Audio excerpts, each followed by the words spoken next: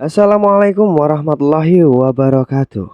Selamat datang kembali di channel Fakta Horor. Kali ini saya akan membawakan sebuah cerita yang berjudul Rumah Bekas Pelacur. Cerita ini ditulis oleh Ruby. Sebelum cerita ini dimulai, jangan lupa like, komen, subscribe channel ini, dan aktifkan lonceng notifikasinya agar kalian tidak ketinggalan cerita-cerita terbaru dari kami. Tanpa basa-basi dan tidak usah berlama-lama lagi, langsung saja kita masuk ke ceritanya.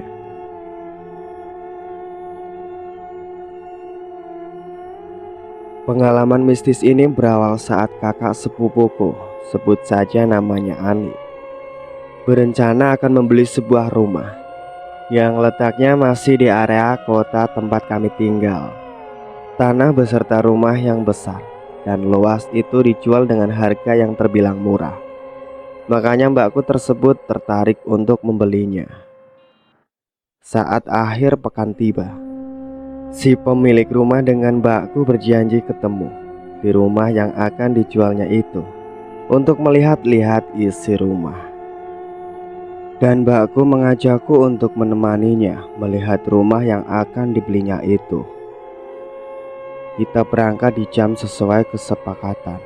Sesampai di depan rumah, Mbak Ani celingukan melihat sekeliling untuk mencari si pemilik rumah. Dia menelpon si pemilik, menanyakan keberadaannya. Saat Mbak Ani tidak menemukan orang yang punya rumah itu berada di sana, si pemilik rumah menyuruh mbakku itu untuk masuk melihat isi rumah terlebih dahulu. Karena si pemilik izin datang agak terlambat karena ada urusan mendadak. Dia mengatakan kalau pintunya tidak dikunci. Oke lah, akhirnya kami membuka pintu dan masuk. Ketika aku mulai melangkahkan kakiku masuk di rumah itu, aku merasakan ada yang tidak beres di dalam rumah itu. Aura negatif sangat pekat. Aku mengerutkan kening dan mencari tahu apa yang tidak beres, tapi belum ketemu. Kemudian Mbak Ani membuka setiap jendela supaya angin dan sinar matahari bisa masuk. Ketika angin mulai berhembus mengalir memenuhi ruangan rumah itu, ada bau darah menyeruak dari arah dapur dan kamar mandi. Bentuk bangunan rumahnya kotak namun luas. Jadi dari ruang tamu kami bisa melihat dapur dan kamar mandi yang hanya dipisah oleh sekat, dan tirai membentang menutupi dapur dan kamar mandi itu. Sambil melihat sekeliling, Mbak Ani mengajakku bicara panjang lebar, mengomentari setiap sudut rumah itu. Tapi aku tidak fokus kepada celotehnya. Tak lama setelah itu, mbakku izin keluar sebentar untuk melihat area teras. Jadilah aku sendirian di dalam rumah itu. Pandanganku saat itu hanya tertuju kepada dapur dan kamar mandi. Lalu dengan pelan-pelan dan hati-hati, aku melangkahkan kakiku lurus menuju dapur. Suasana rumah begitu sunyi dan sepi. Senyap, hanya terdengar desisan angin yang sedikit mampu menyibakkan tirai dapur. Aku menghentikan langkahku tepat di depan tirai dapur itu. Masih sunyi, hingga aku bisa mendengarkan suara nafasku yang mulai terdengar tidak beraturan. Tanganku gemeteran meraih ujung tirai. Aku ragu hendak menyibakkan tirai itu untuk melihat isi dapur. Juga merasa tidak siap dengan hal mengejutkan yang mungkin akan terjadi di area dapur itu. Tapi aku penasaran. 1, 2, aku perhitung dalam hati. Dalam hitungan ketiga aku membuka tirainya. 3. Akhirnya, dengan pelan kusibakan tirai itu. Kubuka secukupnya untuk sepasang mataku supaya bisa mengintip di dalam ruangan itu. Dan banyak pasang mata anak-anak kecil di area dapur dan kamar mandi menatap kepadaku. Di kamar mandi, tepatnya di toilet, anak-anak kecil dengan umuran yang berbeda, laki-laki dan perempuan, ada balita juga bayi, semua berkumpul di situ. Badan mereka lusuh, juga berlepotan darah. Bau anyir darah mencucuk hidungku dengan tajam. Pemandangan yang menjijikan tapi juga memilukan. Mataku terbelalak melihat pemandangan itu. Kututup mulutku yang menganga dengan telapak tanganku yang satunya. Dengan segera, aku berbalik arah hendak lari. Dan, Mbak Ani. Bagiku kaget melihat Mbak Ani yang sudah ada tepat di belakangku. Entah sejak kapan. Apakah bayi-bayi ini yang mati karena aborsi? Anak-anak kecil ini. Tapi siapa yang melakukannya? Apakah si pemilik rumah? Di dapur inilah mereka dikuburkan. Lantai dapur ini tertutup keramik, terlihat masih baru dipasang. Apakah keramik ini dipasang dengan tujuan menghilangkan jejak? Bayi aborsi itu juga ada yang dibuang di toilet. Natalia, kok kamu terlihat tegang begitu? Tanya mbakku dengan menyelidik. Kenapa? Tanyanya lagi. Aku hanya menggeleng. Tiba-tiba seorang perempuan masuk ke rumah dan menghampiri kami. Wanita setengah tua, memakai tank top dan celana ketat sangat pendek, terlihat seksi. Apakah ini si pemilik rumah? Hai Tante Feni, akhirnya datang juga. Sapa Mbak Ani. Di belakangnya ada seseorang pemuda, sekitar umur 20-an. Membututi orang yang akhirnya orang itu ku ketahui bernama Tante Feni. Mbakku menoleh sebentar ke arahku dan berbisik. Itu pacarnya Tante Feni. Begitu katanya. Hah? Masa sih? Batinku. Tante Feni itu yang kulihat umurnya sekitar 40-an sampai 45 tahunan. Dan pacarnya masih muda banget. Gila. Gimana Dek Ani? Suka dengan rumahnya? Ini murah banget loh Dek. Bayar uang muka dulu saja gak apa-apa. Selebihnya nyicil. Yang penting lakulah rumahnya ini, karena sudah lama tidak laku-laku, kata Tante Feni kepada mbakku. Sementara aku lihat pemuda itu menggelayut manja di bahu Tante Feni, tanpa merasa malu sedikit pun kepada kami. Ih, mungkin rumah ini hendak dijual untuk piara berondongnya itu. Akhirnya mbakku membayar uang muka kepada Tante Feni. Dia tetap kokoh ingin membeli rumah itu. Walau sudah kuperingatkan bahwa rumah itu sangat kotor karena bekas tempat orang berbuat maksiat. Aku melihat seluruh ruangan di rumah itu pernah dipakai untuk berzinah. Di ruang tamu, di ruang tengah, di kamar, di dapur, bahkan di kamar mandi juga. Setiap sisi dan sudut rumah penuh dengan kotoran kemesuman. Juga terdapat jimat untuk menarik setiap pria supaya ketagihan datang ke rumah itu. Jimat itu ditanam di lantai pintu masuk kamar tidur utama. Sosok jin dalam jimat itu berupa seorang wanita cantik, bergaun pink, tetapi gaun lebih menyerupai asap. Dia berterbangan kian kemari di sekitar pintu. Sementara di ruang tamu kelihatan ada juga jimat yang ditanam bertujuan untuk menolak orang-orang yang berniat jahat seperti pencuri dan merampok. Jimat itu berisi jin yang sosoknya tinggi besar, berambut gondrong acak-acakan, dan berwajah bengis. Sudah kukatakan semuanya itu kepada Mbak Ani, juga tentang bayi-bayi yang kulihat di dapur dan kamar mandi itu. Tetapi Mbak Ani tidak percaya dengan hal-hal yang berbau mistis seperti itu. 2 minggu kemudian, dia sudah menempati rumah itu beserta suaminya. Suatu malam, ada seorang yang menggedor-gedor pintu rumahku dengan kencang. Aku kaget takut. Siapa yang menggedor malam-malam begini? Siapa? Tanyaku. Aku nak, bukain pintu buruan. Suara Mbak Ani terdengar panik di luar sana. Kubuka pintu. Kulihat wajah Mbak Ani ketakutan dengan bibirnya yang begitu pucat. Mbak, Kenapa? Tanyaku sambil mempersilahkan masuk. Aku tidur di sini ya nak. Tolong malam sini saja please. Katanya memohon. Loh, suami mbak kemana? Tanyaku. Dia lembur, pulang besok pagi. Nanti ku hubungi dia kalau aku tidur di rumahmu. Katanya memohon. Ku bimbing mbakku itu untuk duduk di ruang tamu. Kusuguhkan teh hangat supaya kepanikannya reda. Mbak, sebenarnya ada apa toh? Tanyaku hati-hati. Mbak Ani menyeruput sedikit teh hangat yang digenggamnya lalu dengan bibir bergetar. Dia menjawab lirih. Ada suara bayi menangis di dapur nak. Suaranya sangat pilu terdengar.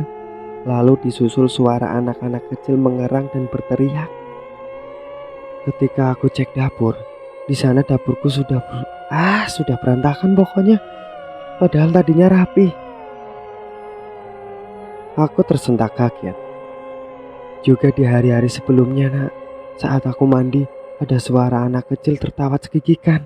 Saat itu kan ku nyalakan shower. Ketika showernya menyala, suara cekikan itu terdengar jelas. Tapi saat shower itu ku matikan, suaranya tiba-tiba menghilang. Aku sudah menceritakan hal ini kepada suamiku, tapi dia berusaha meyakinkanku kalau itu hanya halusinasi saja. Aku berpikir keras, bagaimana cara untuk membuktikan kepada mbakku kalau memang benar ada banyak janin yang dikubur di dapur rumah itu. Iya, aku harus menemui dan bertanya kepada Tante Feni yang selaku pemilik rumah sebelumnya. Akan kulakukan. Akhirnya esok di sore harinya ku ajak mbakku itu berkunjung ke rumah Tante Feni.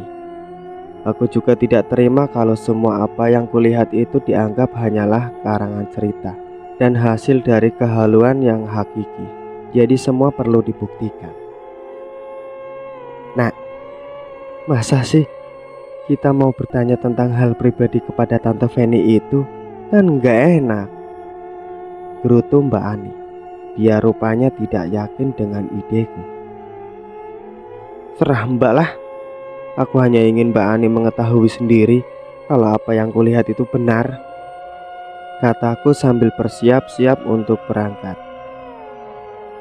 Gak cukup mbak, kemarin hanya mengadakan syukuran bagi-bagi nasi saat menghuni rumah itu.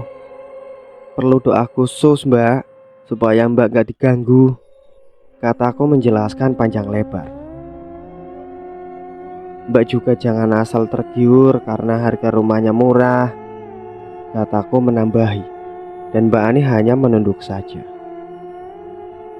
Kami duduk bertiga di ruang tamu di rumah Tante Feni. Seperti yang sudah-sudah. Ini tante tua berpakaian super minim saat menemui tamu. Nggak sopan amat.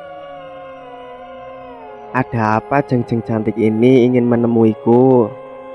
Tanyanya ramah sambil menyilangkan kakinya, lalu menyalakan sebatang rokok di tangannya. Menyedot rokok itu dan menghembuskan asapnya ke udara. Terlihat menikmati. WTF nih orang. Pancen londe tenan kok. Dari gayanya saja sudah bisa ditebak. Tante, mbakku ini digangguin arwahnya bayi dan anak-anak yang berada di dapur dan kamar mandi. Sekarang katakan, sudah berapa janin yang tante gugurkan di tempat itu? Tante mau mencoba menipu kami dengan cara menjual rumah murah itu.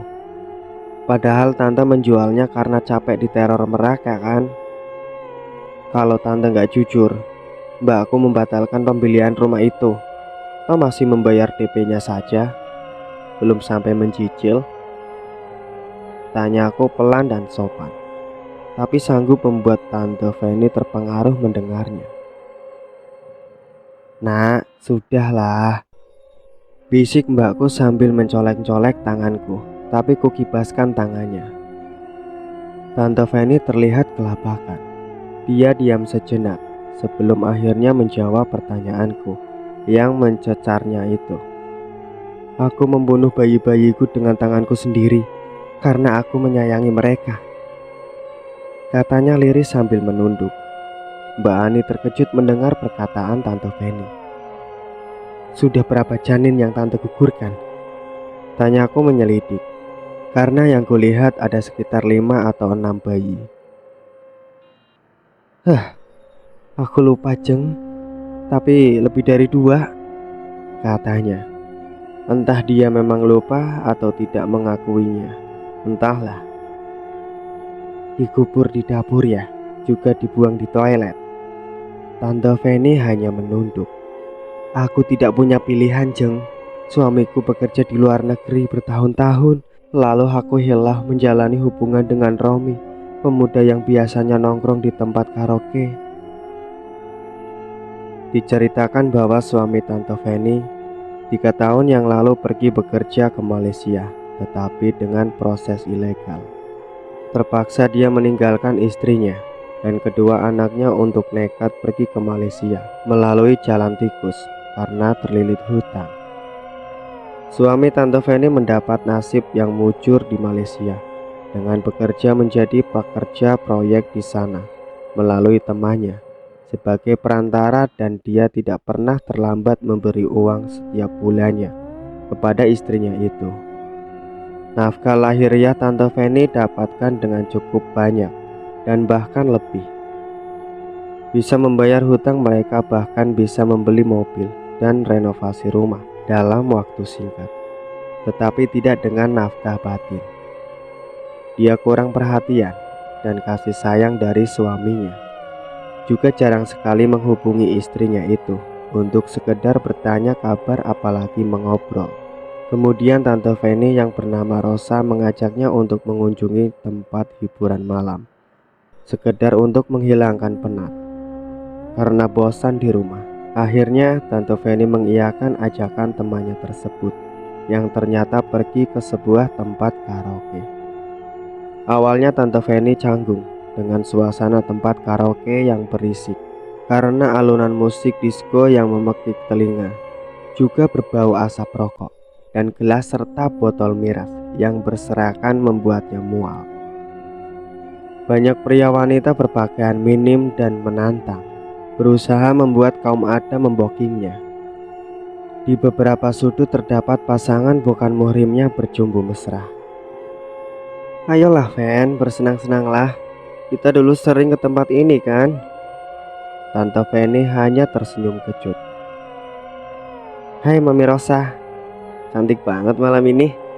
Sedang bersama siapa Mam? Tanya seorang pemuda sambil merangkul Tante Rosa. Pemuda maskulin itu melihat Tante Feni yang sedang duduk di hadapannya, menatap dari atas ke bawah. Halo Romi, bibi sugar paling imut. Kenalin nih temen Tante, namanya Feni. Deketin dong sayang, tajir tuh Tante kesepian. Bikin enak, uang mengalir. Hihihi. Bisik ke telinga Rosa kemudian. Romi hanya menganggut-anggut sambil menyunggingkan senyum di bibirnya. Tak lama setelah pertemuan pertama itu, Tante Feni berhasil Romi taklukkan. Bermodal kerap mendekati Feni, super perhatian, ditambah dengan penampilan maco sebagai umpan andalan si Brondong itu. Romi baby sugar kelas master, bekas piaraan Rosa itu. Tante Feni akhirnya kepincut juga. Dan si Romi semakin berani melangkah. Dia jadi sering bertandang ke rumah Tante Feni, tidak malu ataupun segan lagi berciuman dan bermesraan di depan anak Tante Feni. Percintaan itu akhirnya berujung keranjang, lagi dan lagi, dengan dalih ingin memberikan kepuasan batin. Si Romi terus melancarkan rayuan mautnya dengan kata-kata yang membuat Tante Feni terlena dan mabuk kepayang. Uang mengalir ke rekening si Romi, tentu saja dari Tante Feni. Sama tante aja lo ya, awas kalau mendua. Itulah chat dari si tante dikirim ke WhatsApp Romi sambil mengirim screenshot bukti transferan. Sayang, ya pastilah aku setia. Aku benar mencintaimu. dreams ya, balas si Romi. Singkat cerita, bego, kenapa Fanny bisa sampai hamil? Kau ini bikin masalah saja, Rom. Bentak Rosa kepada Romi saat Romi menemui Rosa karena kebingungan dengan kabar kehamilan Fanny. Ya maaf sayang, ya habis gimana lagi, sudah terlanjur bocor di dalam. Tolonglah, kan kamu juga menikmati uang dariku, uang yang setiap bulannya ditransfer si Fanny kepada aku itu kan. Alah, kau ini Rom, jujur saja, kau sengaja bocor di dalam kan? Keenakan ya?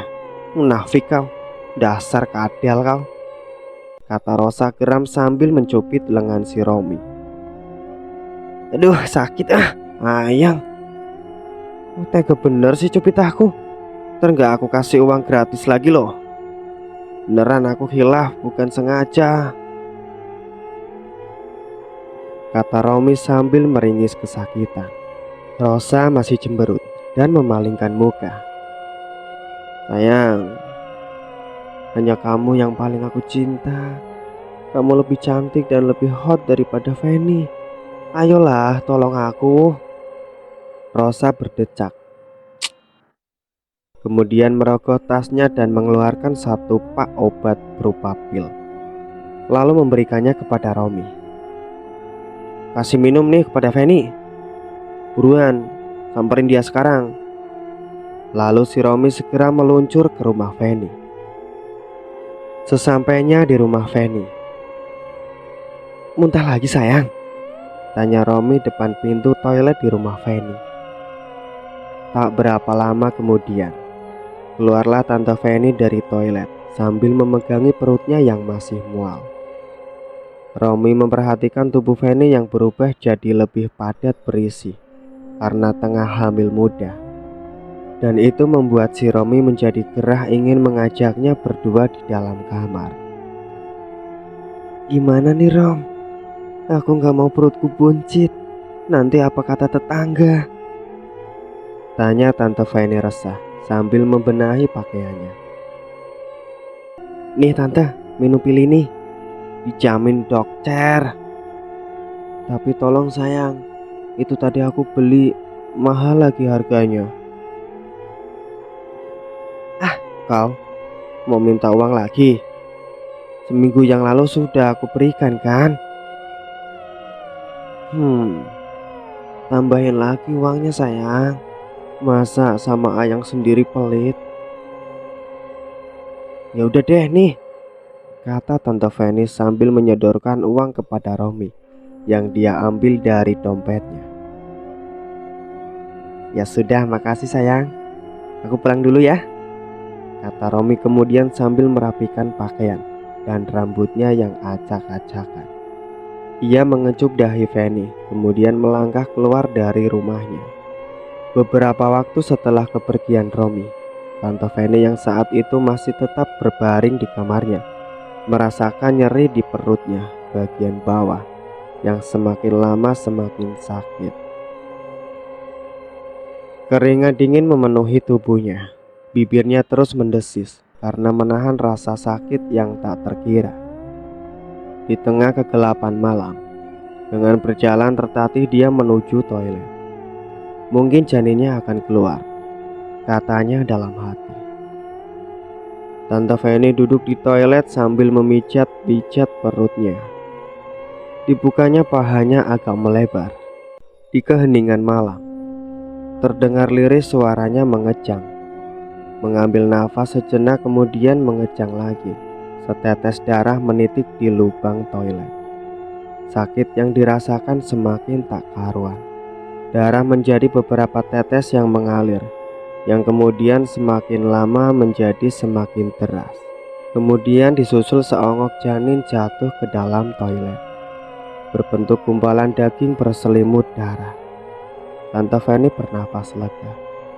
Ia mengelap keringatnya lalu segera menyiram toilet berisi janin itu dengan air. Janin itu pun tenggelam di dalam toilet. Masalah selesai juga, gumamnya Dia dengan melangkah pelan kembali ke kamarnya. Kemudian duduk di tepi ranjang, meraih ponsel dan mengirim pesan lewat WhatsApp. Sudah beres, Rom. Tante Feni tidak bangkit dari ranjangnya pagi itu. Dia hanya berbaring di kamarnya untuk beristirahat. Semua pekerjaan rumah sudah dilakukan ART-nya.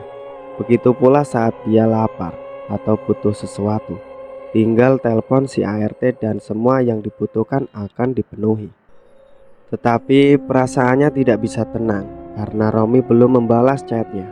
Dari semalam hingga hari sudah menjelang siang begini. Mana nih orang?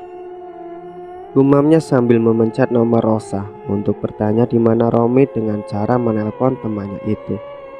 Siapa tahu si Rosa tahu keberadaan si baby sugar maco itu. Telepon diterima, tetapi bukan jawaban yang didengar Tante Feni, melainkan suara cekikikan dari seorang pria dan wanita, diiringi suara dentuman musik dangdut koplo. Rupanya kedua orang yang sedang ditelepon itu tengah mabuk karena miras. Terdengar dari caranya membalas telepon dari Tante Feni. Hah? Itu seperti suara Romi dan Rosa, kata Tante Feni dalam hati. Kemudian dia menyalakan GPS untuk mencari tahu di mana posisi Rosa sekarang. Dan GPS menunjukkan kalau Rosa ada di rumahnya bersama Romi. Ngapain mereka? Tante Feni bangkit dari ranjangnya dengan pelan karena perutnya masih merasa sakit. Berganti pakaian, lalu meminta sopir untuk mengantarnya ke rumah Rosa. Hati dan pikirannya sudah berkecamuk tak karuan, marah dan cemas karena perihal Romi kakasinya itu. Setiba di rumah Rosa, Tante Feni langsung menyelonong masuk karena ternyata pintu rumah itu tidak dikunci. Dia langsung menuju ke sumber suara, yaitu di kamar Rosa. Matanya terbelalak tak percaya saat dia melihat isi kamar Rosa. Di sana berbaring-baring orang yang tubuhnya hanya dibalut satu selimut, dalam keadaan setengah sadar karena pengaruh alkohol. Pakaian mereka berserakan di lantai, begitu juga dengan botol dan gelas bekas minuman keras. Romi dan Rosa tak kalah terkejutnya karena melihat Feni yang tiba-tiba sudah berdiri di depan mereka. Segera Romi memakai pakaiannya, lalu bangkit dari tempat tidur dengan sepotong dan menghampiri Feni sambil bilang, "Sayang, ini tidak seperti yang kamu lihat." Segera Feni memalingkan mukanya, berbalik arah dan pergi keluar dari rumah Rosa, sambil terisak dengan tidak berkata apapun lagi. Bodohnya aku, dengan semudahnya percaya dan mencintai Romi. Begitu katanya di sela-sela isak tangisnya. Dalam kurang waktu seminggu kemudian, keadaan tubuh Tante Feni sudah pulih. Dia juga sudah memutus hubungannya dengan Romi juga Rosa. Tetapi karena sakit hatinya yang tidak kunjung sembuh, dia kerap pergi ke bar untuk menghibur dirinya dengan minuman dan merokok di bar dengan diantar sopirnya. Di suatu malam, Tante Feni keluar dari bar dalam keadaan mabuk berat. Sopirnya memapahnya masuk ke dalam mobil dan mengantarnya pulang. "Nyonya, sudah sampai rumah. Nyonya bisa turun? Biar kupanggilkan Bibi untuk memapah Nyonya ke kamar," kata sopir dengan sopan. Pak sopir, kayaknya aku sudah tidak bisa jalan lagi nih. Gendong aku saja ya sampai ke kamar." Apa? Maaf Nyonya, saya tidak berani. Ini perintah majikan. Atau kau kupecat, mau? Jangan Nyonya, jangan. Ya udah, ayo. Tante Feni mendekap dada bidak Pak Sopir. Lalu Pak Sopir dengan canggung membopongnya sampai ke kamarnya. Pak Sopir berdesis pelan saat menggotong tubuh Tante Feni, tetapi segera ia menepis perasaan aneh itu. Segera dia baringkan tubuh itu ketika sudah sampai di kamar. Lalu Pak sopir bergegas berdiri untuk beranjak pergi. Tetapi tangan Tante Feni menahannya supaya dia tidak pergi. "Temani aku, ini perintah." Pak sopir hanya menelan ludah dan menggaruk kepalanya yang tidak gatal. "Nanti ku tambahi bayaranmu. Kamu sedang butuh uang kan? Karena anakmu mau masuk daftar ke SMA kan? Tapi berikan yang aku mau ya." Seakan sudah mengerti apa yang diinginkan sang majikan, segera Pak sopir melakukan tugasnya dengan sempurna. Hubungan itu terus berlanjut, bahkan sampai menjadi-jadi. Ya, siapa yang bisa menolak ketika kucing ditawari pindang? Apalagi keadaan si kucing jauh dari keluarga, terutama jauh dari istrinya. Singkat cerita, hingga beberapa bulan kemudian Tante Feni telah datang bulan. Tetapi itu tidak masalah baginya. Diabaikannya dosa dan rasa bersalah karena sudah diperbudak nafsu. Makanya dia kembali meminum pil peluntur kandungan yang dulu pernah dia minum itu. Singkat cerita, "Mas Karyo, buruan letakkan kain di bawah perutku untuk menada darahnya," perintah Tante Feni kepada sopirnya. Dia sudah merebahkan dirinya di atas ranjang sambil meringis kesakitan karena obat peluntur kandungan itu. Terlihat keringat bercucuran di dahinya. Sopirnya terlihat gugup dan tegang. Dengan tangan gemetaran diletakkan kain bersih dan lebar di bawah perut Tante Feni. "Aduh, Mas Karyo, sakit," rintih Tante Feni sambil meremas lengan Pak sopir dengan kencang. Tante Feni menggigit bibirnya sendiri karena kesakitan yang menderanya. "Nyonya, harusnya jangan diguguri Nyonya, dosa." "Diam, siapa juga yang mau ngeluarin dan piara anak ini? Mau ngatur aku kau? Sudah, bantuin aku saja. Bentar lagi janin ini keluar. Kayaknya tadi sudah diletakkan berlapis-lapis kan?" "Iya Nyonya, sudah." Janin seukuran 2 ruas jari keluar dari rahim Tante Feni. Pak sopir segera membungkus janin itu dengan kain mori. "Nyonya, mau dikubur di mana bayi ini?" tanyanya setelah selesai membungkus janin itu. "Di samping kamar mandi saja. Kan ada tanah sepetak. Kubur dia di situ. Pastikan tidak ada yang mengetahui, termasuk bibi." 2 janin telah dikubur di rumah itu. Tidak ada yang mengetahui aktivitas Pak sopir menggali tanah di malam itu, kecuali sepasang sorot mata yang tajam yang menatapnya dari dalam kaca kamar mandi. Sepasang mata bocah kecil. Sopir pribadi bernama Karyo itu berhenti sejenak dari aktivitasnya menggali tanah karena merasa bulu kuduknya tiba-tiba berdiri. Dia kemudian bergidik sambil mengusap tengkuknya itu, lalu menoleh ke belakang dan ke kanan ke kiri, lalu merasa ada yang mengawasinya. "Pasti aman. Ini tengah malam dan semua orang sudah tidur," gumamnya untuk menenangkan dirinya sendiri. Namun wajahnya tetap terlihat cemas. Dengan segera kemungkinan ia mempercepat mengubur janin itu. Nafas tidak beraturan karena ketakutan yang semakin mendalam. Keheningan malam menjadi saksi terkuburnya janin malang itu di tempat yang sebenarnya tidak layak untuk pemakaman seseorang. Tiba-tiba terdengar pintu kamar mandi di belakangnya yang terlihat digerakkan seseorang dari dalam. Karyo kaget dan menoleh ke arah pintu kamar mandi itu. Pintu digerakkan lagi. Karyo berdiri dan mengamat-amati pintu kamar mandi itu. Dilihatnya bahwa pintunya terlihat tetap tertutup. Lampu di dalam kamar mandi itu juga mati alias tidak menyala. Berarti tidak ada orang di dalam, gumamnya. "Siapa di situ?" tanya Karyo. terdengar gugup karena takut. "Bibi, kamu di dalam?" Tidak ada jawaban dari dalam kamar mandi. Tiba-tiba, "Hei Karyo, ngapain malam-malam di sini?" Sontak saja Karyo terperanjat dan menoleh ke arah yang memanggilnya itu. "Buset Bibi, bikin kaget saja." "Ngapain bawa pacul?" tanya Bibi menyelidik. "Mau berkebun lo malam-malam gini?" "Hendak Bi, ini aku habis ngubur bangkai kucing, nemu di depan gerbang sana. Kena racun kayaknya." "Bibi ngapain tengah malam bangun?"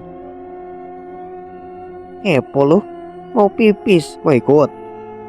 kata Bibi sewot sambil berjalan ke arah kamar mandi, menyalakan lampu kamar mandi dan masuk. Tidak ada orang di kamar mandi sebelum Bibi masuk. Jadi, siapa yang menggedor-gedor pintu tadi ya? Gumam Karyo. Dia bergidik lagi sambil berjalan meninggalkan tempat itu. Keesokan paginya, "Mi, kenalin ini temen Cece. Kami mau mengerjakan tugas bersama di rumah. Boleh kan ya Mi?" tanya Cece, anak Tante Feni yang sedang menempuh pendidikan di universitas. Dia pulang ke rumah sambil membawa teman prianya untuk mengerjakan tugas kelompok. Tante Feni memperhatikan penampilan pria itu. Sepertinya bukan orang kaya. "Temenmu apa pacarmu, Ceh?" tanya tante ke anaknya itu. "Temen biasa, Mi." "Ya udah, silahkan masuk. Sekalian sebentar lagi kita makan malam bersama ya. Ajak temanmu untuk ikut makan juga, Ceh." Cece mengiyakan ajakan maminya itu. Pria pemuda yang bernama Jason itu berpenampilan sederhana, namun postur tinggi, tegap, dan wajah manisnya membuat Tante Feni tertarik padanya. Oleh karena itu, Tante bertanya banyak hal kepada Cece perihal Jason. Lalu Cece menceritakan bahwa Jason itu kesulitan dalam biaya kuliahnya. Dia merangkap menjadi sales produk kecantikan, paruh waktu untuk menambah penghasilan. Itu pun masih belum cukup untuk biaya sewa kos. Bulan ini saja dia belum membayar kos, padahal ini sudah akhir bulan. Pria muda itu ngekos karena rumahnya jauh dari kota. Tawarin tinggal di rumah kita saja, Ceh.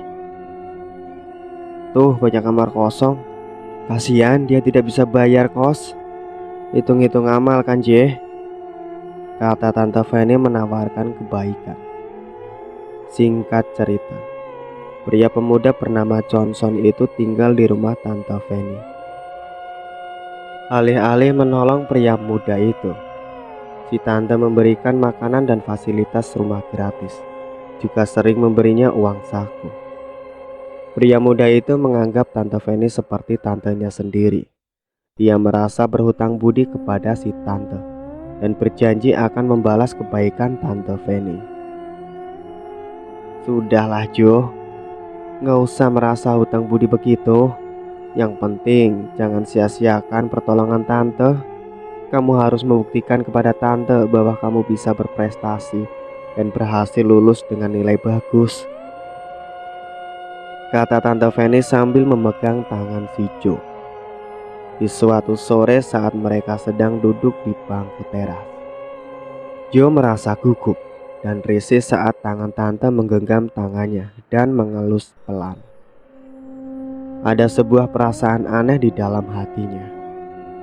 Ya, walaupun dia menganggap wanita itu adalah tantenya, tetapi tetap saja kenyataannya tidak ada hubungan darah di antara mereka.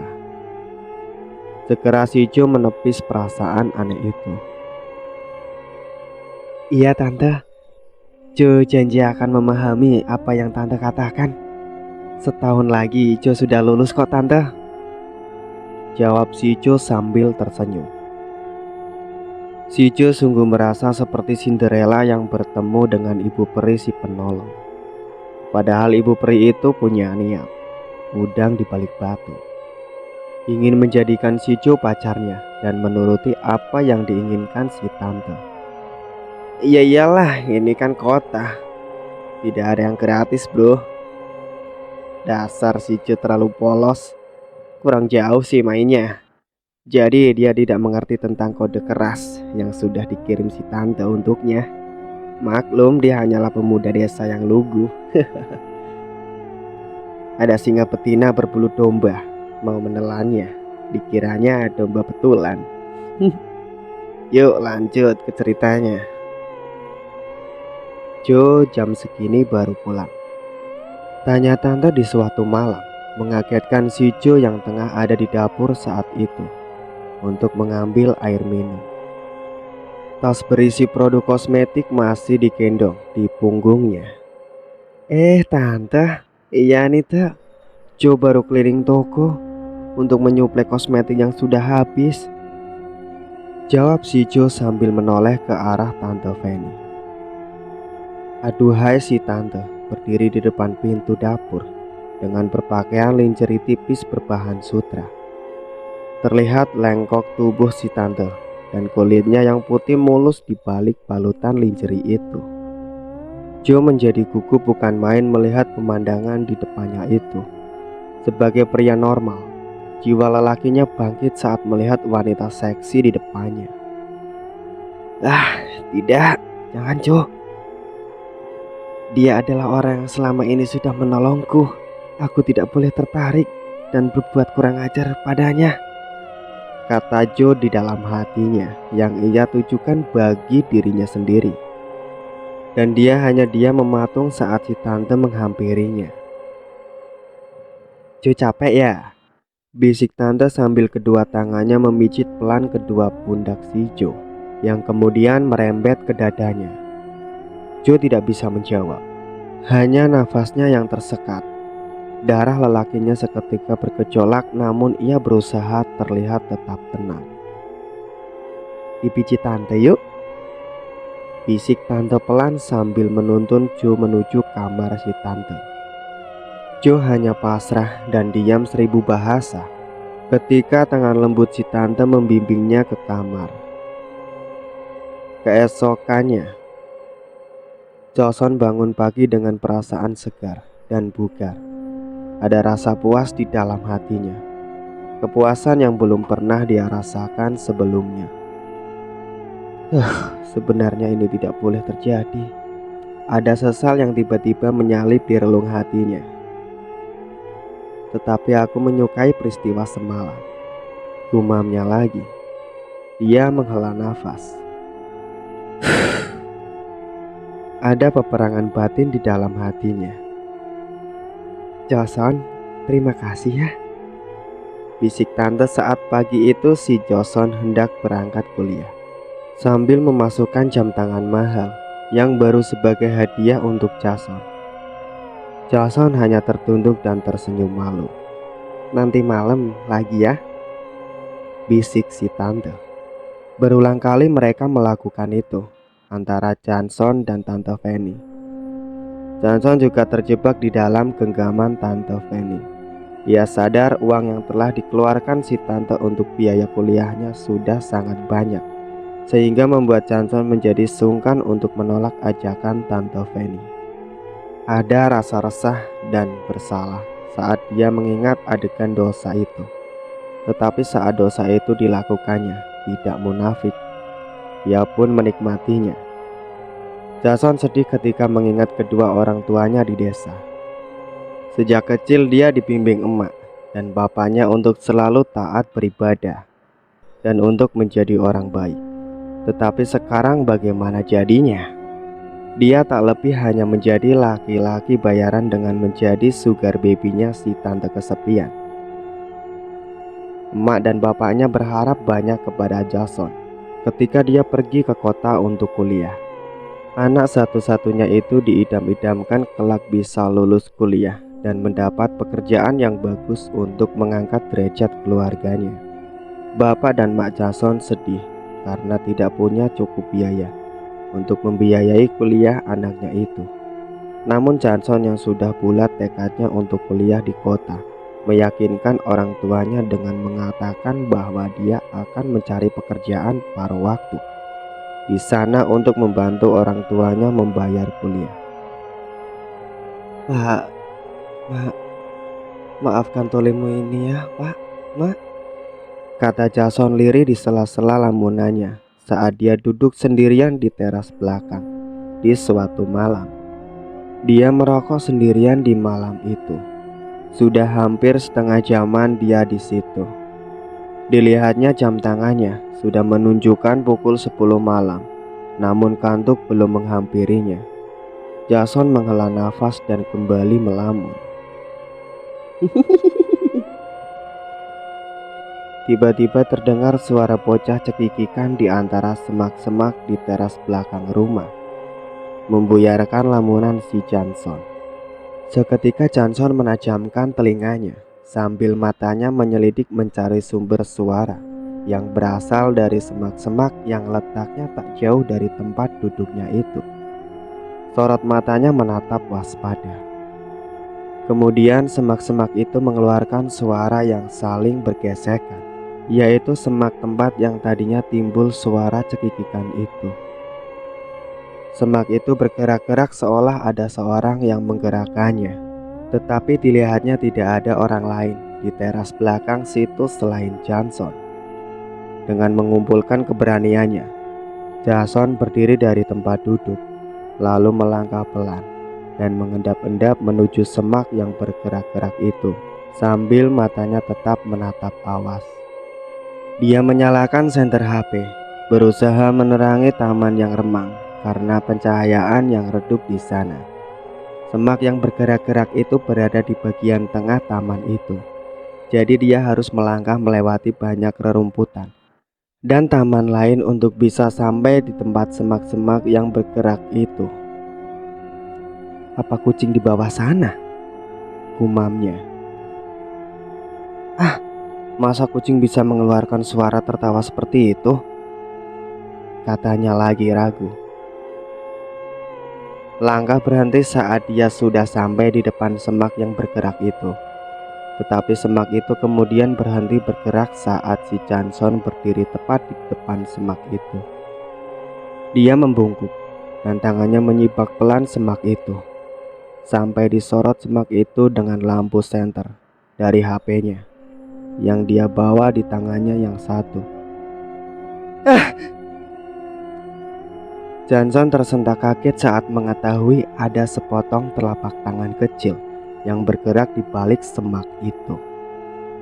Hanya potongan tangan bergerak-gerak, tangan seukuran bayi. Tangannya gemuk dan kecil seperti tangan bayi pada umumnya, tapi warnanya pucat. Seketika itu, Johnson berbalik arah dan lari terbirit-birit menuju ke dalam rumah. Tak sengaja dia berpapasan dengan JJ yang tengah ada di dapur. JJ menanyainya dari mana dia dan kenapa terlihat ketakutan sampai nafasnya tak beraturan begitu. Ada tangan bayi, J, di semak belakang rumah, kata Jason sambil bergidik ngeri. Oh begitu, jawab JJ enteng. Kemudian dia dengan santai melanjutkan lagi meracik mie instan yang tengah dimasaknya. Johnson heran kenapa JJ tidak kaget mendengar penuturannya. Ya udah biasa aja sih John, gak usah parno gitu. Aku aja tidak takut. Di semak-semak belakang itu kan emang ada kuburan adikku. Biasa aja kali, kata JJ sambil menuangi minyak ke dalam piring. Adik? Maksudmu apa sih, Ceh? Malas bahas ah. Tanya aja ke mami atau ke pak sopir sana. Tapi jangan bilang ke mereka kalau aku yang memberitahu berita ini. Awas kau, jawab JJ sambil berlalu dengan membawa sepiring minyak ke dalam kamarnya. Johnson lebih heran lagi. Kenapa harus tanya ke pak sopir segala? Setelahnya Johnson menanyai kepada Tante Fanny. Seketika Johnson lunglai, tak bertenaga saat Tante Fanny menjawab semua yang ditanyakan Johnson perihal hantu tangan bayi di semak itu. Perasaan kecewa dan sakit hati kepada Tante Feni berkecamuk di dalam hatinya, karena dipikirnya hanya dialah satu-satunya pria yang bercinta dengan si Tante. Oh, ternyata dia pernah hamil dengan Pak Sopir. Kemudian Johnson jadi merasa cemas dan khawatir. Bagaimana jika Tante Feni sampai hamil anaknya juga? Kedua anak Tante Feni mengetahui hubungan asmara maminya dengan Pak Sopir dulu, juga dengan Johnson. Mereka bahkan sudah menganggap biasa dengan kelakuan maminya mereka yang buruk itu. Pak Sopir bukan disingkirkan oleh Tante karena kehadiran si Johnson, tetapi dia masih tetap berhubungan dengan Pak Sopir sebagai selingan. Tak lupa, Tante Feni meminta pertolongan dukun untuk membuatnya terlihat cantik, menarik, dan juga memiliki jimat-jimat untuk membuat pria yang dia sukai menjadi bertekuk lutut kepadanya. Suatu saat di tempat praktek dukun, dia secara tak sengaja bertemu dengan seorang pejabat yang hendak mencalonkan dirinya lagi di pemilihan yang akan segera digelar beberapa bulan lagi. Sosok pria agak botak dan berkumis tebal ini meminta pertolongan Mbah Dukun supaya menang di pemilihan mendatang. Berawal dari tanya jawab biasa antara Pak Pejabat dengan Tante Feni, terus lanjut ke obrolan ringan dan basa-basi. Terus lagi dilanjut bertutur nomor WhatsApp karena menyambung obrolan. Lelaki tua itu mengagumi kecantikan dan pesona awet muda si Tante Feni. Dia menatap lekat-lekat tubuh Tante Feni sambil jari tangannya melintir-lintir kumisnya. Bulan ini memasuki musim hujan. Hampir setiap hari hujan mengguyur kota. Kabut-kabut dan hawa dingin menyelimuti pemukiman, membuat setiap orang enggan keluar rumah. Suasana dingin dan basah di luaran membuat setiap orang lebih memilih berdiam menghangatkan diri di dalam rumah saja. Terlebih jika malam mulai datang. Suara kasak-kusuk terdengar dari kamar Tante Feni, memecah kesunyian malam itu. Seperti ada sebuah kegiatan di dalam sana. Padahal ini adalah waktu dia meringkuk di bawah selimut tebal. Ini malah beraktivitas. "Kenapa berhenti, Cuk?" tanya Tante Feni ketika mendapati Johnson tiba-tiba menghentikan kegiatan olahraganya. Si Tante yang menjadi matrasnya heran karena kegiatan itu belum rampung. "Siapa itu Om Ferry? Dari tadi telepon kamu mulu. Angkat dulu sana telepon dari pacar barumu," jawab Jason sambil memakai kembali pakaiannya dan segera melangkahkan pergi keluar dari kamar Tante Feni. Wajah si Joe terlihat muram. "Joe, hei, mau kemana Joe? Dia hanya teman Tante," jawab Tante. Tapi Jason tidak menghiraukannya dan tetap pergi. Dengan perasaan kecewa, Tante Feni meraih HP-nya dan mematikan HP itu dengan kasar. Rupanya dia kesal dengan telepon yang sedari tadi mengganggu kebersamaannya dengan Jason. Setelah itu, cepat-cepat ia menarik selimut untuk menutupi tubuhnya yang merasa mulai dingin dan ingin segera tidur supaya tidak berlama-lama ia terlalu dalam kekecewaan itu. Tapi beda dengan yang dirasakan Jason, dia merasa senang ketika mendapati si Tante punya pria baru. Dengan begitu Jason menjadi punya alasan untuk menjauhi Tante. Jason sebenarnya ingin menghentikan perbuatan dosa dan juga ingin bisa keluar dari belenggu Tante Feni. Dia menunggu saat-saat ini, saat dimana adanya pria baru yang hadir untuk mencari si Tante. Dengan memakai alibi cemburu dan sakit hati, si Jason harap semoga dia benar-benar bisa membuat Tante Feni menjauh darinya. Alasan kedua, dia tidak mau Tante sampai hamil anaknya. Tidak, jangan sampai itu terjadi. Tidak lama kemudian, Tante Feni benar-benar sudah tertidur lelap.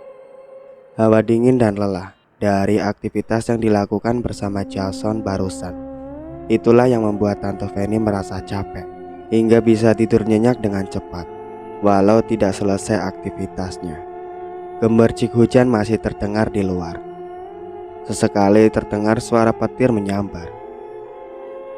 Tiba-tiba selimut yang membungkus tubuh Tante Feni ditarik oleh seseorang. Tante yang terbangun karena merasa ada yang menarik selimutnya segera menarik kembali selimutnya, membenahi lalu tertidur lagi. Tidak berapa lama, lagi-lagi selimutnya ada yang menariknya. Dia berpikir Jason yang melakukannya. Sayang, jangan gitu. Aku jadi dingin kan. Mending tidur bareng sama aku sini, satu selimut dengan aku, kata Tante Feni. Sedikit bergumam tapi matanya tetap terpejam. Sini yang, udahan marahnya. Kemudian ada seseorang yang masuk ke dalam selimut Tante Feni. Tante yang masih tetap dengan mata terpejam hanya tersenyum, menyangka itu Jason yang masuk ke dalam selimutnya. Si Tante dalam posisi telentang tidurnya saat itu. Geli yang, jangan ngelus-ngelus kaki aku, gumam Tante Feni yang merasa ada tangannya mengelus-elus kaki Tante Feni. Tanganmu kok dingin sih Jo? Kamu sedang kedinginan ya? Kata Tante Feni pelan. Tapi tidak ada jawaban. Tante Feni semakin tidak nyaman dengan elusan di kakinya, karena tangan yang mengelusnya berasa dingin banget saat menyentuh kulitnya. Jo, panggil Tante Feni. Dengan mengerjap, Tante Feni membuka selimutnya, berharap mendapatkan Johnson di dalam sana. Seketika matanya terbelalak dengan sempurna saat dia mendapati bukan wajah Jason di dalam selimut itu, tetapi wajah seorang balita perempuan yang menatap kosong ke arahnya. Wajah balita yang pucat dengan mata bundarnya yang berwarna hitam seluruhnya itu menyundul dari dalam selimut. Kepalanya mendongak menatap Tante Feni tanpa ekspresi. Segera Tante Feni meloncat dari ranjangnya. Jantungnya berdetuk kencang. Di dalam kamar yang remang masih terlihat gundukan yang bergerak-gerak di bawah selimut itu. Dia menutup mulutnya dengan kedua tangannya, menahan supaya tidak berteriak. Karena dia tidak ingin seorang pun tahu bahwa ada hantu balita yang sedang menerornya malam itu. Juga takut rahasianya semakin terbongkar tentang aborsi yang telah dilakukannya. Tante Feni memundurkan langkahnya dengan pelan menuju pintu kamar, dan tangannya yang gemetar itu berusaha meraba-raba mencari gagang pintu. Anak sialan, kau sudah mati, jangan ganggu aku, katanya setengah berbisik.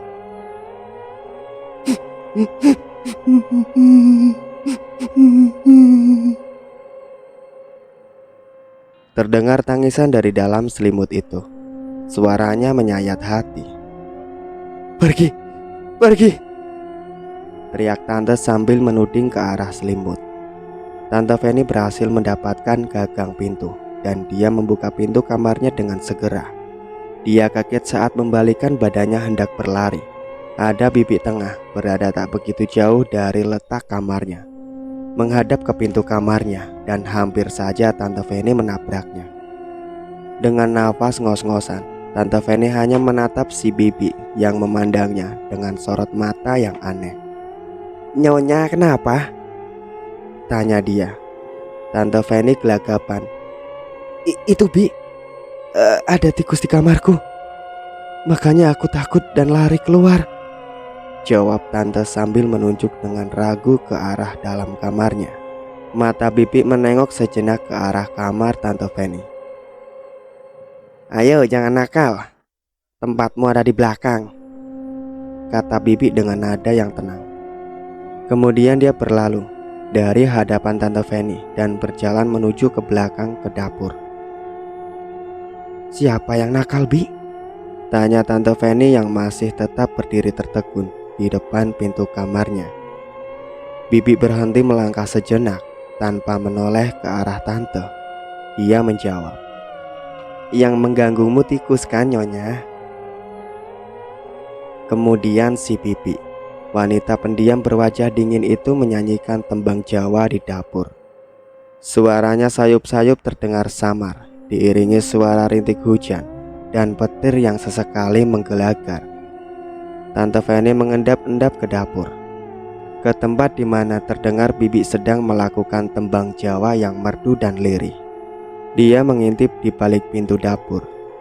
Dari celah pintu itu, terlihat si bibi sedang bersandar di dinding dapur sambil duduk bersimpu di lantainya. Si bibi terlihat sedang mengelus rambutnya yang panjang, putih tergerai. Karena saking panjangnya rambut, sebagian rambut itu tergeletak di lantai dapur. Namun terlihat seperti ada yang menggerakkan dan memainkan rambut si bibi yang tergeletak di lantai itu. Tak terlihat siapa yang sedang melintir dan memainkan rambutnya itu. Tante Fanny hanya menyaksikan itu di balik pintu dapur. "Si mbok ini ndak punya anak sampai setua ini. Kalian jangan suka mengganggu. Si mbok susah kalau kalian nakal. Selama si mbok masih ada, akan kusayangi kalian seperti anak sendiri. Janji yo, bocah-bocah bagus." Tante Fanny menjadi ketakutan melihat pemandangan itu. Lebih takutnya lagi, ternyata bibi yang pikirannya tidak tahu apa-apa malah mengetahui semuanya. Tapi bagaimana cara si wanita tua itu sampai tahu semuanya? Tante Fanny selama ini sudah secermat mungkin menjaga rahasia ini. Apakah si mbok ini mempunyai kebatinan yang kuat? Siapa sebenarnya dia? Di suatu sore sepulang dari kuliah, si Jo yang saat itu langsung menuju ke dapur seperti biasa untuk mengambil minum, melihat tante yang tengah berdiri di depan wastafel dapur. "Duh, kenapa terjadi lagi sih?" gumam Tante Fanny, tapi masih terdengar di telinga si Jo. Terlihat tangan Tante Fanny juga sibuk mengutak-atik sebuah barang di dalam wastafel yang entah itu apa, Jo tidak tahu. "Terjadi apa, Tante?" tanya si Jo mengagetkan Tante Fanny. Tante membalikkan badannya dan terkejut melihat Jo yang berdiri tak jauh darinya, sedang serius menatap si tante. Dengan secepatnya tante menggenggam erat barang yang dibawanya dan menyembunyikannya di balik badannya. Si Jo, sudah lama ya berdiri di situ?" tanya tante tergagap. "Itu apa di tanganmu, Tan?" Jo balik bertanya sambil mendekati tante. "Sini lihat." "Ini bukan apa-apa, Jo." "Oh iya, kamu baru datang ya? Pasti capek. Segeralah minum lalu istirahat," kata tante untuk mengalihkan perhatian si Jo.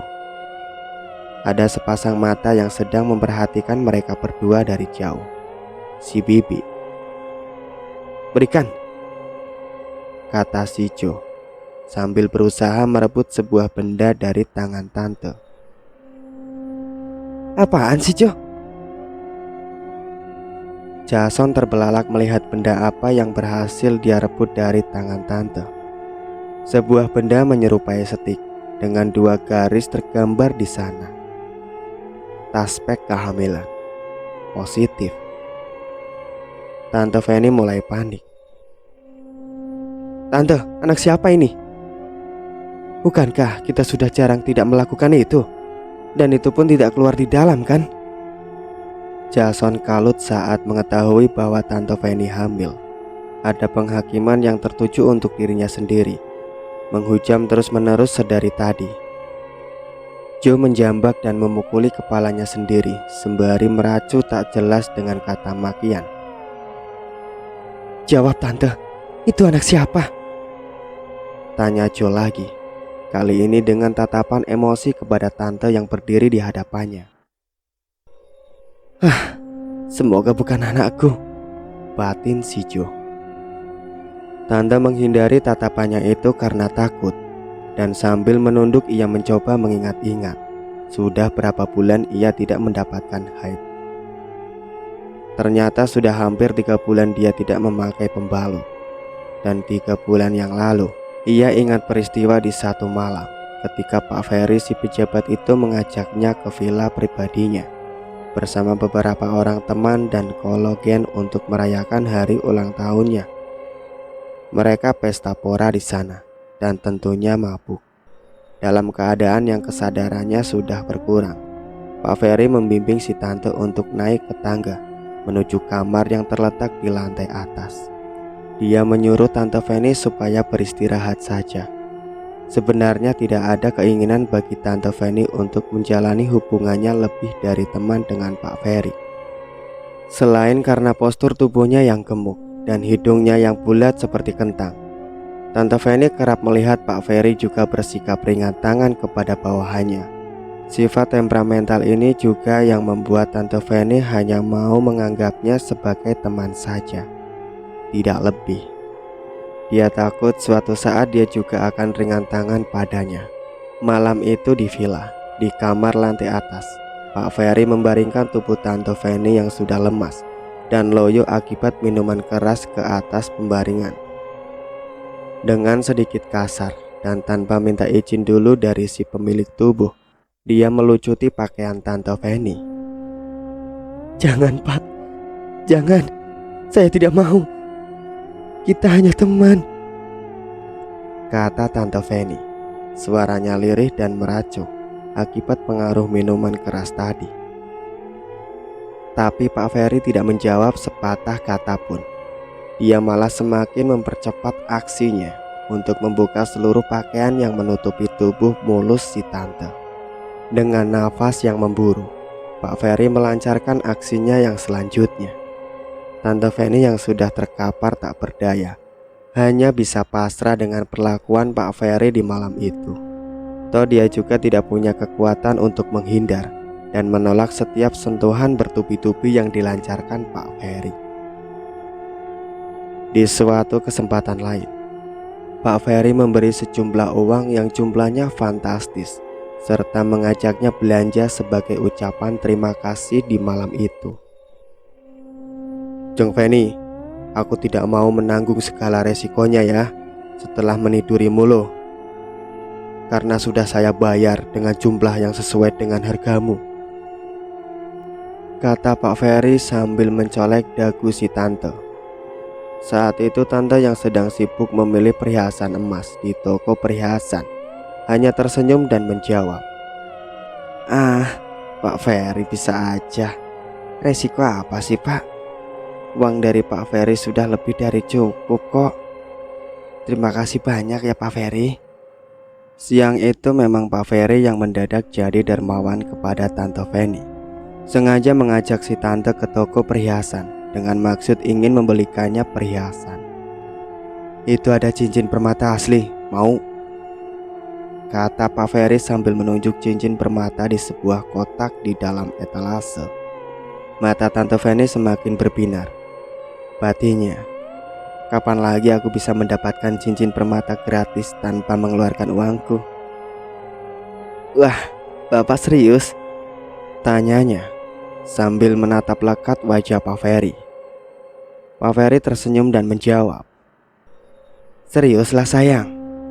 Tapi servis aku dengan servis terbaikmu ya, setiap kali aku menginginkannya." Kemudian dia terkekeh. "Gimana?" tanyanya lagi sambil mengedipkan satu matanya kepada Tante Fanny. Tante Fanny berpikir sejenak. Kau tidak pernah diberikan jatah istrimu ya Pak? Gimana sayang? Permata itu jadi milikmu sekarang juga loh." Tante Fanny mengangguk malu-malu. Lalu sejak saat itu dimulailah permainan dengan Pak Ferry. Tante Fanny meninggalkan Joe dengan pertanyaan yang tidak bisa dia jawab. Dengan diantar sopir pribadi, si tante pergi ke rumah Pak Ferry si pejabat, ayah dari bayi yang tengah dikandung saat ini. Dia tidak ingin aborsi lagi, sudah cukup. Kali ini dia meminta pertanggungjawaban dari ayah bayi itu. Sudah cukup teror hantu bayi yang menghantui Pak sopir, Jason, juga dirinya sendiri beberapa waktu yang lalu.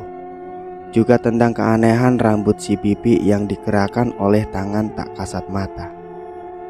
Untuk itulah dia menemui Pak Ferry, ingin melahirkan saja bayi ini. "Pak Ferry, keluar Pak. Pak, aku tahu kamu di dalam. Pak Ferry, keluar." Tante Fanny berteriak di depan gerbang rumah Pak Ferry yang berdiri megah di tengah kota itu. Dia tidak percaya saat satpam yang menjaga pintu gerbang itu mengatakan bahwa Pak Ferry tidak ada di rumah saat itu. Dia sendiri melihat mobil Pak Ferry ada di dalam, jadi tentulah orangnya juga ada di dalam. Juga beberapa mobil yang lain ikut terparkir di sana. Bu, jangan teriak-teriak di sini. Sudah pergi sana. Jangan bikin onar, kata Pak Sapam. Kau berani ngusir saya ya? Munyu, asal kau tahu ya, saya ini simpanannya Pak Ferry. Kau harus hormat pada saya, mengerti? Kata Tante Fanny yang tak mau mengalah. Munyu sama dengan kera dalam bahasa Jawa. Ada apa ini ribut-ribut? Istriku melihat dari CCTV, katanya ada wanita sedang bertengkar dengan Pak Satpam. Tiba-tiba Pak Ferry muncul terkopoh-kopoh dari dalam rumahnya menuju ke pintu gerbang. Jeng Fanny. Pak Ferry terkejut dengan kedatangan Tante Fanny ke rumahnya. Sudah Pak Satpam, biar ku tangani wanita ini, titah Pak Ferry kepada Satpam sambil memberikannya aba-aba untuk menjauh. Pak, aku hamil. Aku minta pertanggungjawaban. Apa? Kamu hamil? Minta pertanggungjawaban apa? Jeng Fanny kan sudah bersuami. Tapi aku hamil denganmu, Pak. Kau tahu sendiri suamiku tak ada di rumah. Jeng, jangan keras-keras kalau bicara. Nanti istriku dengar. Biarin. Pokoknya Pak Ferry harus bertanggung jawab. Jeng, ingat ya, perjanjian kita adalah tidak ada pertanggungjawaban atas segala risiko setelah aku memakaimu. Dan aku juga sudah membayarmu mahal. Siapa yang mau bertanggung jawab kepada pelacur? Siapa, Tak bisa menjamin pula kau hanya tidur denganku. Pasti banyak pria yang sudah memakaimu kan? Pak Ferry berkata kepada Tante Fanny sambil melototinya. Pergi, dasar jalang, murahan, bentak Pak Ferry sambil tangannya melayang hendak meninju si Tante. Tapi tak berhasil karena Tante menghindar. Berani ya kau ngelunjak. Sudah kuberi uang dan barang mahal. Sekarang malah minta pertanggungjawaban. Enak aja. Tante Fanny hanya menatap nanar pria di hadapannya yang ternyata hidung belang itu. Kemudian dia memutuskan untuk pergi dari rumah itu, melangkah kontai menuju mobilnya dan mengembaskan tubuhnya di atas kursi mobil. Dilihatnya dari dalam mobil, keluarlah wanita dari pintu rumah Pak Ferry. Dia terlihat belum terlalu tua, tapi kurus dan pucat wajahnya. Juga tengah memakai kursi roda. Pak Ferry membimbingnya masuk rumah lagi. Sambil tersenyum, dia mendorong kursi rodanya kembali ke dalam rumah. Itu istrinya mungkin? Entahlah, masa bodoh. Dengan ragu dan berhati-hati, sambil melirik lewat kaca kecil di depannya. Kita mau kemana lagi, Nyonya? Pulang, jawabnya singkat. Ya ampun, lalu bagaimana dengan bayi ini? Katanya dalam hati. Galau dan bimbang menyergapnya kini, pikirannya kusut. Nyonya kelihatan pucat dan kelelahan. Sakitkah? Apa mau kubuatkan teh hangat? Sipa bibi saat melihat Tante Fanny duduk melamun di kursi ruangan makan yang letaknya bersatu dengan dapur. Bibi menoleh sebentar ke arah Tante. Tante Fanny mengangguk pelan.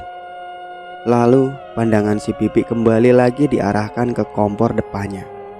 Kemudian tangannya dengan tangkas menuangkan air mendidih ke dalam gelas berisi susu. Ada 2 gelas berisi susu saset diletakkan di atas nampan di samping kompor itu. Bersanding pula jajanan pasar dan nasi plus lauk di dalam nampan itu, berjajar dengan 2 gelas. Bibi bikin susu buat siapa? Tanya Tante. Aneh, Pikir tante karena di rumah ini tak ada yang menyukai susu. Nyonya, ini kan sudah malam Jumat Legi.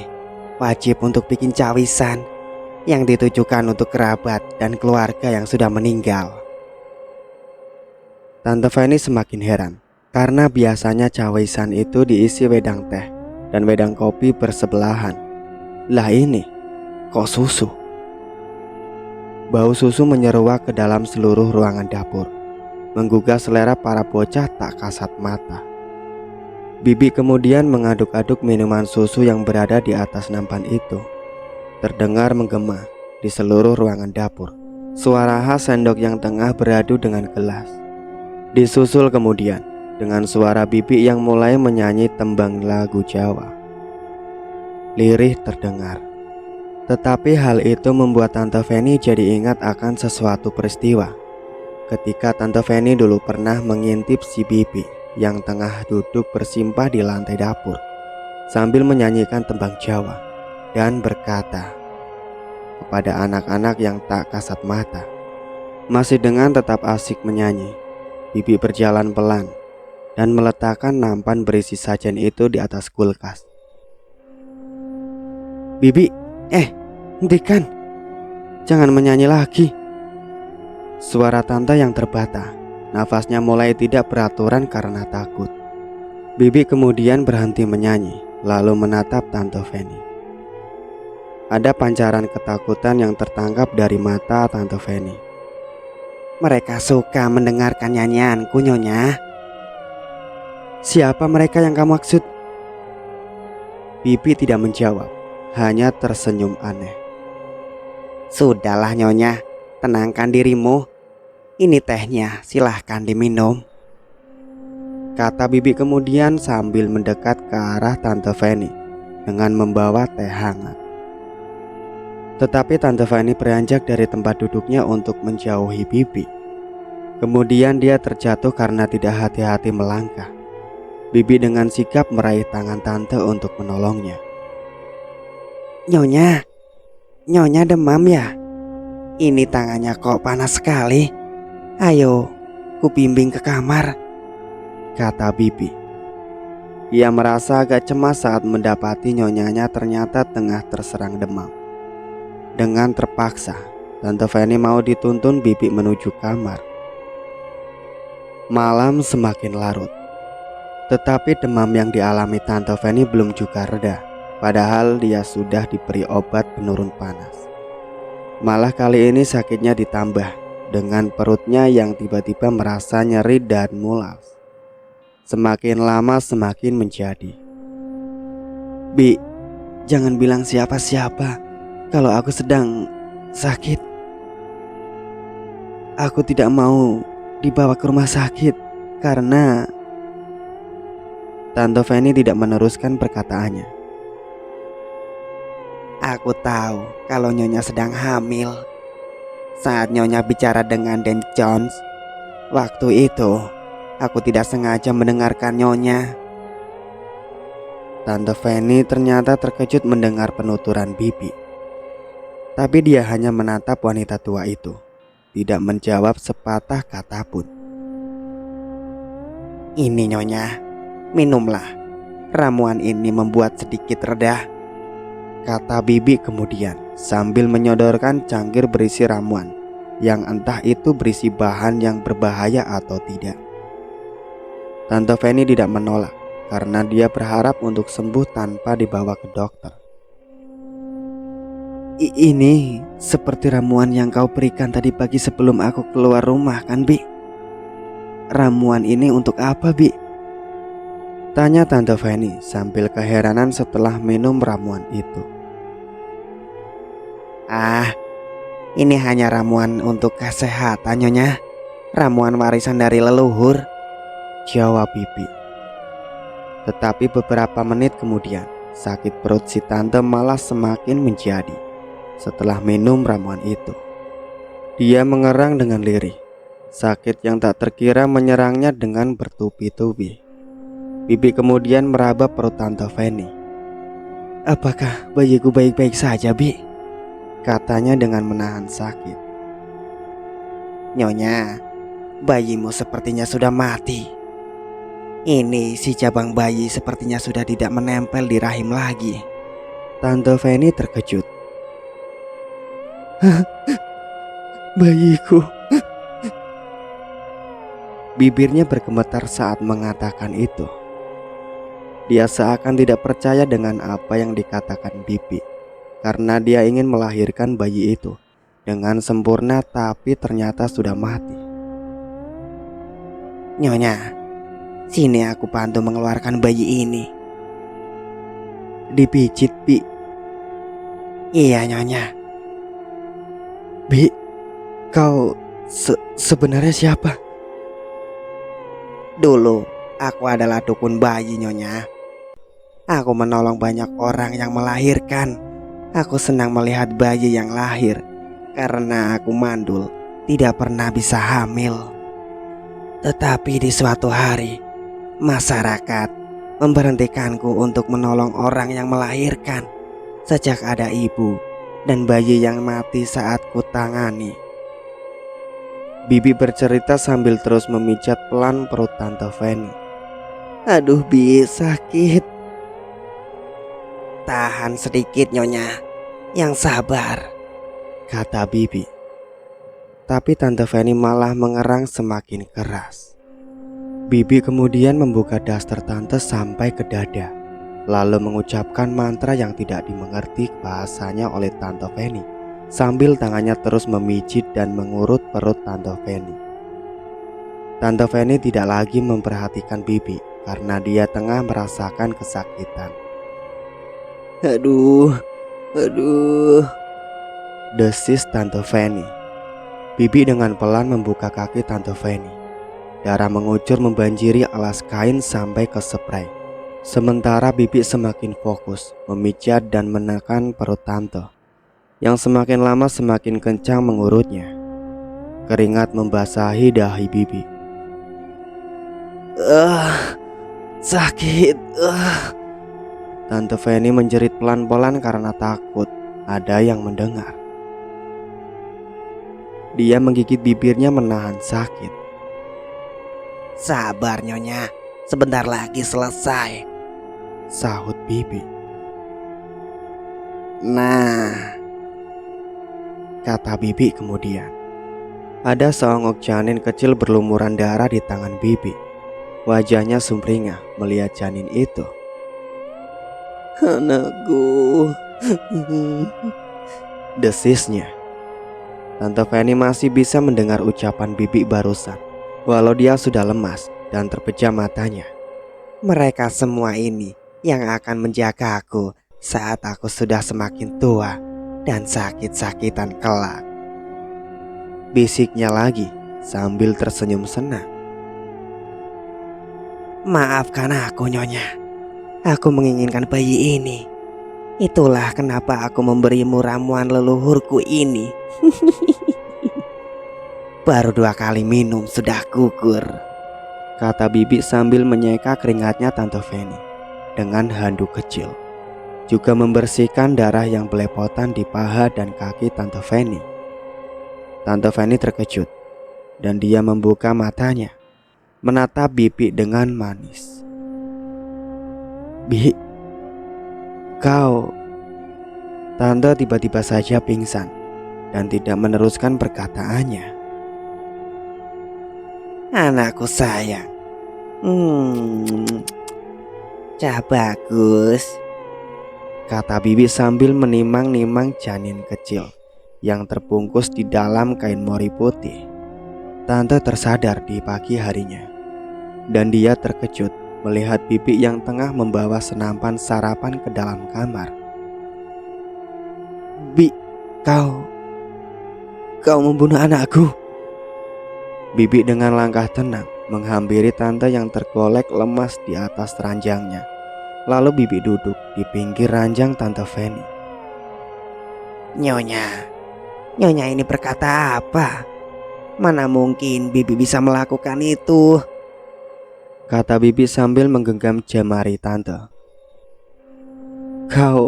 Semalam kau berkata bahwa kau sengaja membunuh bayiku.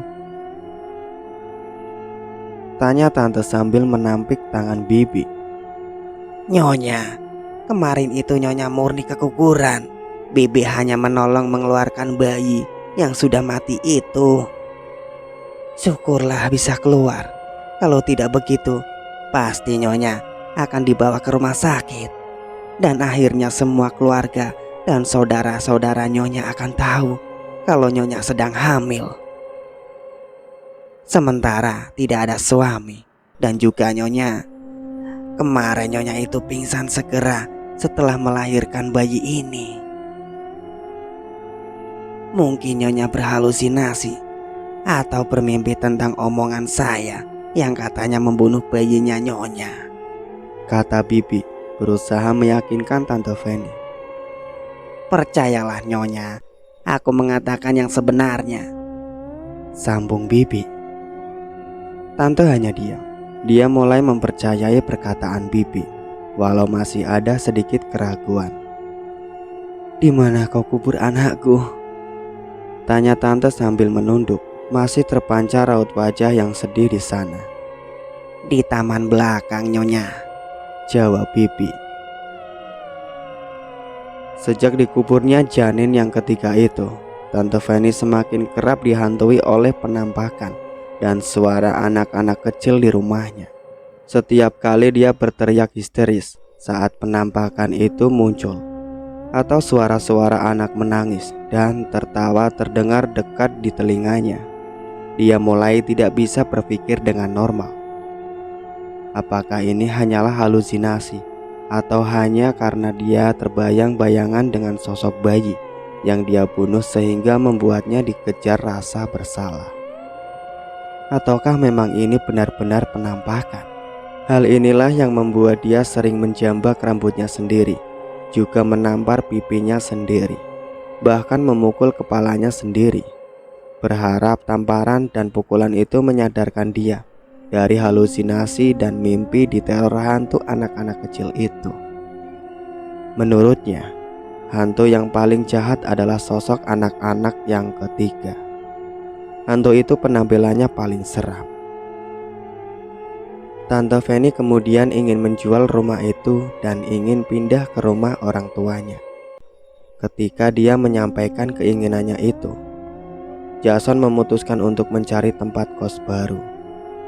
Juga kedua anak Tante Feni setuju pindah karena mereka berpikir Tante Feni akan diawasi ibunya jika tinggal di rumah orang tuanya, sehingga itu akan mempersulit tante untuk hidup bebas. Terkecuali bibi, dia tidak setuju pindah. Tapi dia bungkam saat ditanya apa alasannya tidak mau pindah. Akhirnya dengan berat hati, bibi pulang kampung dengan diberi pesangon. Tante Feni tidak bisa pacaran dengan terang-terangan lagi semenjak tinggal di rumah orang tuanya.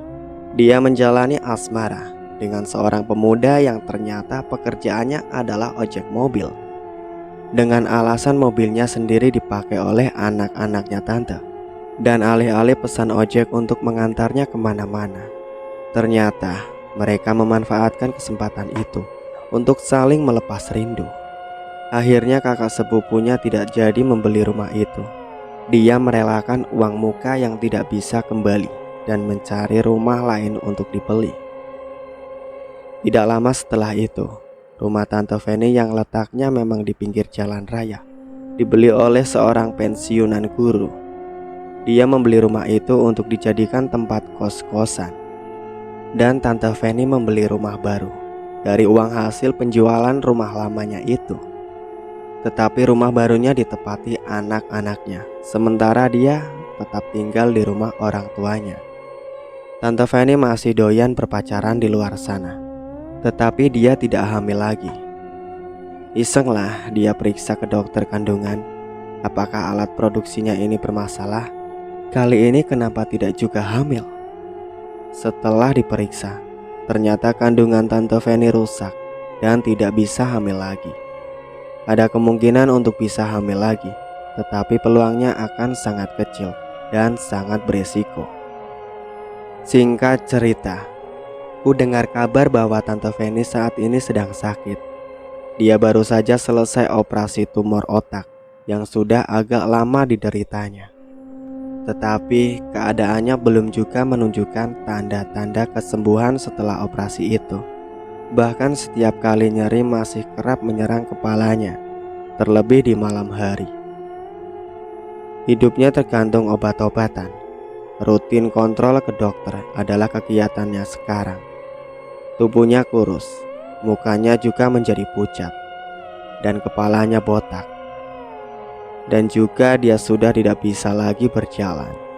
Dia memakai kursi roda untuk memudahkannya bergerak. Kenapa keluarganya terutama anak-anaknya tidak membenci dan menghakimi Tante Fanny karena perbuatan dosanya itu? Karena Tuhan sudah menghukumnya dengan setimpal. Tamat. Terima kasih banyak untuk kalian semua yang sudah setia mengikuti cerita-cerita ini sampai selesai. Nantikan cerita-cerita terbaru lainnya dari kami. Sebelum saya pamit, jangan lupa like, komen, subscribe channel ini, dan aktifkan lonceng notifikasinya. Wassalamualaikum warahmatullahi wabarakatuh.